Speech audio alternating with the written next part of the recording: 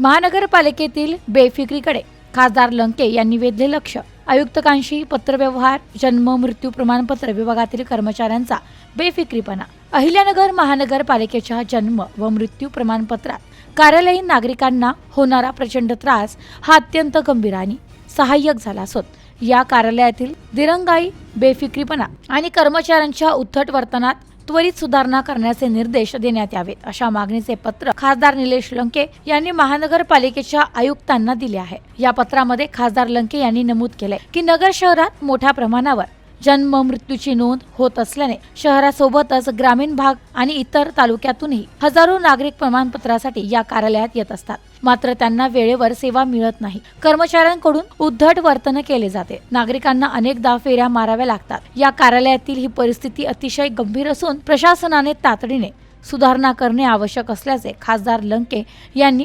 पत्रात नमूद केले. महानगरपालिकेच्या कार्यशैलीत तात्काळ सुधारणा न झाल्यास अधिकाऱ्यांवर प्रशासकीय पातळीवर कारवाई करण्याची शिफारस करण्यात मला भाग पडले जाईल. नागरिकांची सेवा तुमची जबाबदारी आहे आणि वेळेवर तत्परतेने पार पडली गेली पाहिजे, असे खासदार निलेश लंके यांनी सांगितले.